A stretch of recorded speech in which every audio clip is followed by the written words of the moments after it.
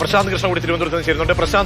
പ്രശാന്ത്, ഈ അന്വേഷണവുമായി ബന്ധപ്പെട്ട് നേരത്തെ നമ്മൾക്കറിയാം തന്ത്രിയുടെ ഭാഗത്തുനിന്ന് പ്രതികരണം നമ്മൾ ഒന്ന് പ്രധാനമായി നമ്മളൊന്ന് മനസ്സിലാക്കണം. കാരണം തന്ത്രി എന്താണ് പറഞ്ഞത്, അതായത് ഈ ശബരിമലയിലെ സ്വർണ്ണത്തിൽ പാളികൾ അത് സ്വർണം പൂശണം എന്ന് ആവശ്യപ്പെട്ടത് അങ്ങോട്ട് താനല്ല, തനിക്കൊരു കത്ത് രേഖാമൂലം ലഭിക്കുകയായിരുന്നു. ആ കത്തിന്മേൽ ഒരു നടപടിക്രമങ്ങൾ താൻ പാലിക്കുകയായിരുന്നു. അതിൽ വഴിവിട്ടുള്ള ഒരു ഇടപെടലും തന്റെ ഭാഗത്തുനിന്നും ഉണ്ടായിരുന്നില്ല എന്നായിരുന്നു തന്ത്രി അന്വേഷണ ഏജൻസിക്ക് മുൻപാകെ ആവർത്തിച്ചത്. ഇപ്പോൾ ഈ ഘട്ടത്തിൽ വീണ്ടും തന്ത്രി സംശയത്തിന്റെ നിഴലിലേക്ക് വരികയും തന്ത്രി വീണ്ടും ഉത്തരം പറയേണ്ട കുറച്ചുകൂടി കാര്യങ്ങൾ ബോധ്യപ്പെടുകയും ചെയ്യുകയാണെങ്കിൽ നേരത്തെ പറഞ്ഞ ഈ മൊഴികളിൽ ഒരുപക്ഷെ തികഞ്ഞ വൈരുദ്ധ്യം ഉണ്ടായിരിക്കാമല്ലേ? കാരണം ഉണ്ണികൃഷ്ണൻ പോറ്റിയുമായിട്ടുള്ള ബന്ധം, പിന്നീട് സ്പോൺസർഷിപ്പിന് അപ്പുറത്തേക്ക് നിരന്തരം ബന്ധം പുലർത്തിയത് എന്തിന്? ജാലഹള്ളി ക്ഷേത്രത്തിൽ 10-15 കൊല്ലം അവിടുത്തെ പ്രധാനപ്പെട്ട തന്ത്രിയായിരുന്നു, നമ്മൾ തന്നെ ബ്രേക്ക് ചെയ്തതാണ് ആ വാർത്ത. അപ്പോൾ അക്കാലത്തെ ഉണ്ണികൃഷ്ണൻ പോറ്റിയുടെ റോൾ, പിന്നീട് ഈ സ്വർണ്ണപ്പാളികൾ സ്വർണം പൂശാൻ കൊണ്ടുപോകുന്ന ഘട്ടത്തിൽ ചെമ്പെന്ന് രേഖപ്പെടുത്തുന്ന ഘട്ടത്തിൽ അവിടെ ആരുടെ താല്പര്യം, പോറ്റിക്ക് വേണ്ടിയായിരുന്നു പ്രവർത്തിച്ചത്? ഇതിനൊക്കെ ഉത്തരം പറയേണ്ടി വരുന്ന പുതിയ സാഹചര്യം എന്താണ്? ഒന്ന്, ഈ ഉണ്ണികൃഷ്ണൻ പോറ്റിയുമായുള്ള ബന്ധം തെളിയിക്കപ്പെടുന്നത് ഒന്ന് ഈ തന്ത്രിയുമായി ബന്ധപ്പെട്ട അല്ലെങ്കിൽ ഈ സ്വർണ്ണക്കൊള്ളയുമായി ബന്ധപ്പെട്ട പലരുടെയും മൊഴികളുടെ മാത്രം അടിസ്ഥാനത്തിലല്ല. SIT വിശദമായ ഈ കോൾ ലിസ്റ്റ് അടക്കമുള്ള കാര്യങ്ങൾ പരിശോധിച്ചുകൊണ്ടാണ് ഈ അന്വേഷണത്തിന് ഈ ഘട്ടത്തിൽ എത്തിയിരിക്കുന്നത്. കാരണം തന്ത്രി കണ്ഠരര് രാജീവരെ നേരത്തെ തന്നെ ചോദ്യം ചെയ്യാൻ വിളിപ്പിച്ചതാണ്. പക്ഷേ അതിനപ്പുറത്തേക്ക് പിന്നീട് അതിനുശേഷമാണ് പങ്കജ് ഭണ്ഡാരിയുടെ ആണെങ്കിലും ഗോവർദ്ധൻ്റെ ആണെങ്കിലും ഈ കേസുമായി ബന്ധപ്പെട്ട സുപ്രധാനമായ അറസ്റ്റുകളെല്ലാം ഉണ്ടായിരിക്കുന്നത്. അപ്പോൾ ഏറ്റവും പ്രധാനം ദിവിഷ്, ഈ 2019 ഈ ഉത്തരവിൽ ഈ കാലഘട്ടം ഈ സ്വർണ്ണക്കൊള്ളയുമായി ബന്ധപ്പെട്ട ഓരോ ഉത്തരവിലും തന്ത്രിയുടെ പങ്ക് അല്ലെങ്കിൽ തന്ത്രിക്ക് ഇതിലൊന്നും തന്നെ ഒരു സാങ്കേതികത്വം പറഞ്ഞ് ഒഴിയാൻ സാധിക്കില്ല എന്നത് വളരെ വ്യക്തമായിരുന്നു. കാരണം 2019 ജൂലൈ മാസം 5-ാം തീയതി ഇറങ്ങിയ ഉത്തരവിൽ തന്നെ പറയുന്ന ഈ ഉത്തരവിലേക്ക് നയിച്ച ബോർഡിന്റെ തീരുമാനത്തിന് ഒരു പ്രധാന കാരണം തന്നെ ഇതാണ് പറയുന്നത്. അതായത് ശബരിമല എക്സിക്യൂട്ടീവ് ഓഫീസറുടെ ശുപാർശയും ദേവസ്വം തന്ത്രിയുടെ അഭിപ്രായവും പരിഗണിച്ചുകൊണ്ട് ആണ് ഈ സ്വർണം ചെമ്പാക്കിയ ഉത്തരവിൽ പോലും പ്രത്യേകം പരാമർശിക്കുന്നതാണ്. അപ്പോൾ ഒരു സാങ്കേതികത്വത്തിനപ്പുറത്തേക്ക് ഓരോ മഹസറിലും ഓരോ തീരുമാനത്തിലും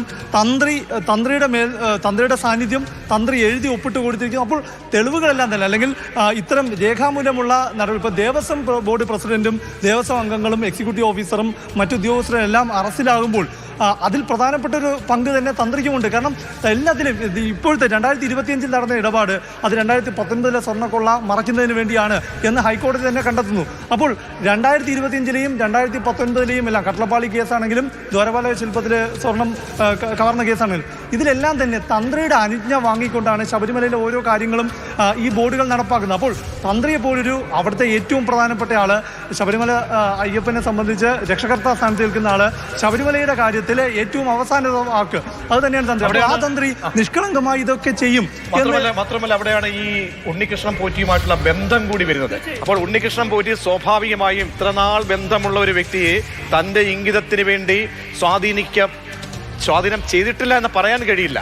ആ രീതിയിലുള്ള തെളിവുകളാണ് വരുന്നത്. ഇതേ റോൾ തന്നെ ഈ പറഞ്ഞ മുൻ ദേവസ്വം ബോർഡിലെ 2 പ്രസിഡന്റുമാർ, ഇപ്പോൾ അറസ്റ്റിലായിട്ടുള്ള റിമാൻഡിലായിട്ടുള്ള ഇത്രയധികം ഉദ്യോഗസ്ഥർ, മുൻ ബോർഡ് അംഗം, ഇവർക്കൊക്കെ ഉണ്ടായിട്ടുള്ള ഉത്തരവാദിത്തം, ആ ഉത്തരവാദിത്തത്തേക്കാൾ കൂടുതലായിട്ട് ശബരിമലയുടെ പരമാധികാരി എന്ന നിലയിൽ അവിടെ ഈ പറയുന്ന 2019 മുതലുള്ള ഇടപാടുകൾ 2025 നോക്കുമ്പോൾ പ്രശാന്ത് സൂചിപ്പിച്ചതുപോലെ എല്ലാ മഹസർ രേഖകളിലും ഈ പേരുകൾ കൂടി പരാമർശിക്കുകയാണ്. ഒപ്പം വളരെ പ്രധാനപ്പെട്ടതാണ്. അതുകൂടി വരുമ്പോൾ നമ്മൾ ഇപ്പോൾ നിലവിൽ ഇതുവരെ സംശയിച്ചതിന് അപ്പുറത്തേക്ക് തന്ത്രിയുടെ പങ്ക് കൂടുതലായി ബോധ്യപ്പെടുകയാണോ? ഒരു കാര്യം വളരെ വ്യക്തമല്ലേ, ശബരിമലയുടെ കാര്യത്തിൽ, ആചാരത്തിന്റെ കാര്യത്തിൽ അവസാന വാക്ക് ശബരിമല തന്ത്രി തന്നെയാണ്. ശബരിമല തന്ത്രി നോ പറഞ്ഞാൽ ഇതൊന്നും ഉണ്ടാകില്ല എന്നുള്ള കാര്യത്തിൽ ഒരു സംശയവും വേണ്ട. അപ്പോൾ എല്ലാ കാര്യത്തിനും ദേവസ്വം ബോർഡ്, ഇപ്പോഴത്തെ ദേവസ്വം ബോർഡാണെങ്കിലും മുൻപത്തെ ദേവസ്വം ബോർഡാണെങ്കിലും ഇതെല്ലാം നടപ്പാക്കിയത് തന്ത്രിയുടെ അനുവാദം വാങ്ങി തന്ത്രിയുടെ പെർമിഷനോടെ എന്നത് അത് വളരെ നിഷ്കളങ്കമായി കാണാൻ സാധിക്കുന്നതല്ല. അപ്പോൾ അതുകൊണ്ട് തന്നെ തന്ത്രി ചോദ്യം ചെയ്യപ്പെടുന്ന ഘട്ടത്തിലേക്ക് ആദ്യഘട്ടത്തിൽ എത്തിയതും എല്ലാം അതുകൊണ്ടാണ്. പിന്നെ SIT ഈ ഘട്ടത്തിൽ ഒരു കസ്റ്റഡിയിലെടുത്ത് അറസ്റ്റിലേക്ക് പോകുന്ന ഒരു ഘട്ടം ഉണ്ടാകുന്നത് എന്തുകൊണ്ടാണ്? ഈ സ്വർണ്ണക്കൊള്ളയുമായി ബന്ധപ്പെട്ട് പങ്കജ് ഭണ്ഡാരിയുടെ അറസ്റ്റ്, ഇതുമായി ബന്ധപ്പെട്ട് ഉണ്ടായിരിക്കുന്ന ഓരോ അറസ്റ്റുകളും, ഇപ്പോൾ ആ കാലത്തെ ദേവസ്വം ബോർഡ് പ്രസിഡന്റ് അടക്കം പറഞ്ഞത് ദൈവതുല്യനായ ഒരാൾ ഇതിന് പിന്നിലുണ്ടെന്നാണ്. എന്താണ് ശബരിമലയെ സംബന്ധിച്ച് ദൈവതുല്യനായ ആൾ എന്നത് ശബരിമല തന്ത്രി ആയിരിക്കും എന്ന് അപ്പോഴെല്ലാം വ്യാഖ്യാനമുണ്ട്. അല്ലെങ്കിൽ അതിന് മുകളിൽ തീർച്ചയായും നമുക്ക് ആ ദൈവതുല്യർ എന്ന പത്മകുമാറിന്റെ വളരെ പ്രധാനപ്പെട്ട പ്രതികരണം ഉണ്ടായിരുന്നു. പലപ്പോഴായി ചോദിക്കുമ്പോഴും പത്മകുമാർ ആ ദൈവതുല്യൻ പേര്, ആ പരാമർശം നടത്തിയിരുന്നു. അതിലേക്ക് ഒരിക്കൽ കൂടി പോകുന്നു. വളരെ ഗുരുതരമാണ് സംഭവം എന്നുള്ളത് തെളിഞ്ഞില്ലേ? ഇത് ഈ ശബരിമലയിൽ നിന്ന് അങ്ങനെ ഒരു മോഷണം നടത്തി ആർക്കും രക്ഷപ്പെട്ടു പോകാൻ കഴിയില്ല എന്നാണ് എൻ്റെ വിശ്വാസം. ഇങ്ങനെയൊക്കെയുള്ള ആൾക്കാർ എങ്ങനെ നമ്മുടെ പല ആൾക്കാരുടെയും ഗുഡ് ബുക്കിൽ വരുന്നു എന്നുള്ളതിനെ സംബന്ധിച്ചും തിരിച്ചറിയാൻ വയ്യാത്ത കാര്യമാണ്. എൻ്റെ ഭരണകാലത്തെന്ന് പറഞ്ഞു കഴിഞ്ഞാൽ ഇപ്പോൾ നമ്മൾ ദൈവതുല്യം കാണുന്ന പലരും ഇതിനകത്തുണ്ടെങ്കിൽ ഞാൻ എന്ത് ചെയ്യാൻ പറ്റും? അപ്പോൾ അങ്ങനെ തന്നെ ഞാൻ പറഞ്ഞ വെക്കുകയാണ്. ഞാനിപ്പോൾ അത്രേ പറയുന്നുള്ളൂ. പത്മകുമാറിന്റെ പ്രധാനപ്പെട്ട മൊഴി അത് SIT മുൻപാകെ ഉണ്ട്. ആ സാഹചര്യത്തിൽ ആ ദൈവതുല്യൻ ആര് എന്ന കാര്യത്തിൽ ഉത്തരം നൽകിയേ മതിയാകൂ. ഈ ചാപ്റ്റർ ക്ലോസ് ചെയ്യും മുമ്പ് ഹൈക്കോടതിയിലേക്ക് എത്തുമ്പോൾ ഒരു ലൂപ്പ് ഹോളായി അത് നിലനിൽക്കാൻ പാടില്ല. ഒരു അർത്ഥവിരാമമായി, ഉത്തരമില്ലാത്ത ഒരു ചോദ്യമായി അത് അവശേഷിക്കാൻ പാടില്ല. കോടതിക്ക് മുൻപാകെ ആ ദൈവതുല്യൻ ആര്, പരമാധികാരി ആര് എന്നുള്ള കാര്യത്തിൽ ഒരു വ്യക്തത വേണം.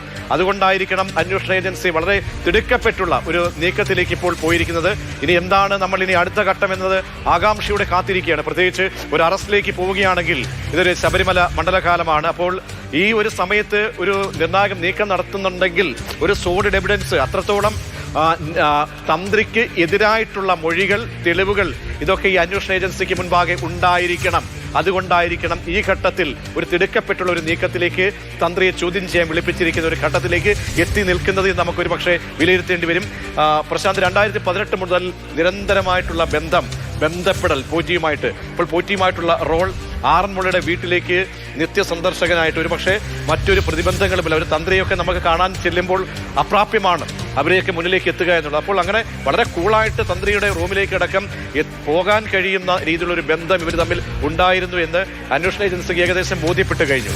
ആ ബന്ധം ഉപയോഗിച്ചുകൊണ്ട് സ്വാധീന ശക്തിയായി ഈ മഹസർ രേഖകളിലൊക്കെ പറയുന്നത് പോലെ തന്നെ ആ ഒപ്പൊക്കെ നമുക്ക് താരതമ്യം ചെയ്യുമ്പോൾ തന്ത്രിയുടെ ഈ ഇടപെടൽ, തന്ത്രിയുടെ താല്പര്യങ്ങൾ, അതൊക്കെ തെറ്റായ വഴിക്ക് പോയിട്ടുണ്ട് എന്ന് അന്വേഷണ ഏജൻസിക്ക് ബോധ്യപ്പെട്ട് കാണുമായിരിക്കണമല്ലേ? ഈ വിവാദമായ ഈ പ്രസ്താവന നടത്തുമ്പോൾ പത്മകുമാർ അന്ന് പറഞ്ഞത് ജലാളി അയ്യപ്പ ക്ഷേത്രത്തിലെ അല്ലെങ്കിൽ അവിടുത്തെ താന്ത്രിക അവകാശം ആർക്കാണ് എന്നത് ഓർത്തു നോക്കിയാൽ മതി എന്ന് പറയുമ്പോൾ അന്ന് തന്നെ പത്മകുമാറിന്റെ മുന തന്ത്രിക്ക് നേരെയാണ്. പിന്നെ കേവലം അറസ്റ്റ് ചെയ്യപ്പെട്ട പ്രതി ആയ പത്മകുമാർ പറയുന്ന ഒരു മൊഴിയുടെ അടിസ്ഥാനത്തിൽ മാത്രം ശബരിമല തന്ത്രിയെ SIT ചോദ്യം ചെയ്യാൻ വിളിക്കുമെന്നോ അല്ലെങ്കിൽ അറസ്റ്റിലേക്ക് എത്തിയുമെന്നോ നമ്മൾ ഒരിക്കലും കരുതേണ്ട. പ്രത്യേകിച്ച് പറഞ്ഞ പോലെ തന്നെ മണ്ഡലകാലമാണ്. അപ്പോൾ ഇവിടെ ഏറ്റവും പ്രധാനം ഇത് അന്വേഷണ സംഘത്തിനും കോടതിക്കുമെല്ലാം ഇത് ഈ തന്ത്രി ആര് അല്ലെങ്കിൽ ആ ചുമതല വഹിക്കുന്ന ആര് എന്നതല്ല, ശബരിമല അയ്യപ്പന്റെ സ്വർണം കവർന്നവരെ ആരായാലും അത് അകത്തു പോകും എന്ന ഒരു സന്ദേശം തന്നെയാണ്. അതാണ് ഈ ഘട്ടത്തിൽ, ഈ മകരവിളക്കിലേക്ക് നീങ്ങുന്ന ഘട്ടത്തിൽ പോലും ഇത്തരം ഒരു നടപടിയിലേക്ക് നീങ്ങുമ്പോൾ സത്യം പുറത്തു വരണം എന്നത് ഒരു ഉറച്ച തീരുമാനമാണ് കോടതി എടുത്തിരിക്കുന്നത്. അതുകൊണ്ട് തന്നെയാണ് ഇപ്പോൾ ഈ ഒരു ചോദ്യം ചെയ്യലിലേക്കും ഒരുപക്ഷെ ഇത് അറസ്റ്റിലേക്ക് നീങ്ങുകയും ചെയ്യുന്നെങ്കിൽ വളരെ വലിയ പ്രത്യാഘാതം ഉണ്ടാകുന്ന, അല്ലെങ്കിൽ വളരെ വലിയ മാനമുള്ളൊരു അന്വേഷണത്തിൻ്റെ ഒരു പ്രധാനപ്പെട്ട ഘട്ടമാണ്. കാരണം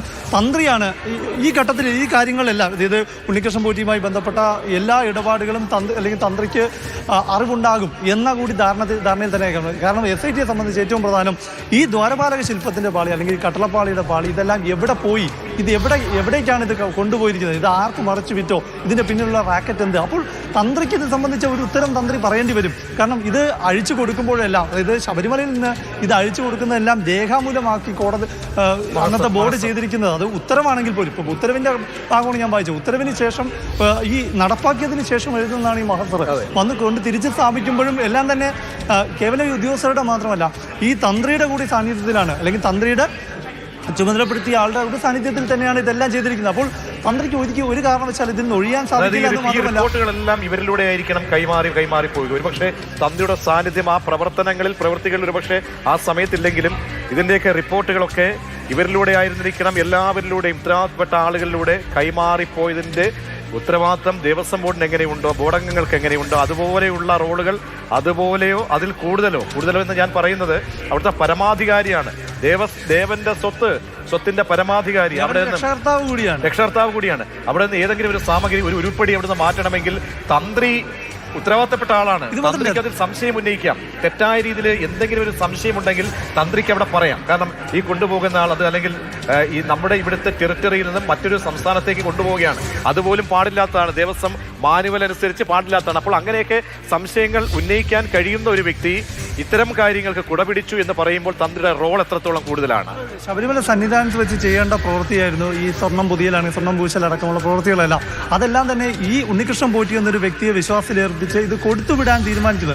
ബോർഡ് അങ്ങനെ ഒരു തീരുമാനമെടുത്ത് ഉത്തരവെടുക്കുന്നതിന് മുൻപ് തന്ത്രിയുമായി ആശയവിനിമയം നടത്തും. തന്ത്രി ഇതിലൊരു അനുവാദം കൊടുത്താൽ മാത്രമേ അങ്ങനെ ഒരു നടപടി തന്നെ ഉണ്ടാകൂ. അതുകൊണ്ടാണ് ഇതിലൊരു ഏറ്റവും നമ്മൾ ഈ ഉത്തരവുകളെല്ലാം ശ്രദ്ധിക്കുമ്പോൾ അറിയാം, എല്ലാ ഈ ബോർഡുകൾ ഈ തെറ്റായ പ്രവൃത്തികൾ ചെയ്യാൻ, ഈ കൊള്ള നടത്തുന്നതിന് വേണ്ടി നടത്തിയ നിയമവൽക്കരിക്കാൻ ചെയ്ത എല്ലാ പ്രവൃത്തികളും തന്ത്രിയുടെ മേൽ ചുമലിൽ വെച്ച് തന്നെയാണ്. അതായത് തന്ത്രിയുടെ പെർമിഷൻ വാങ്ങിയാണ് ഇതെല്ലാം ചെയ്തിരിക്കുന്നത് എന്നുള്ളതാണ്.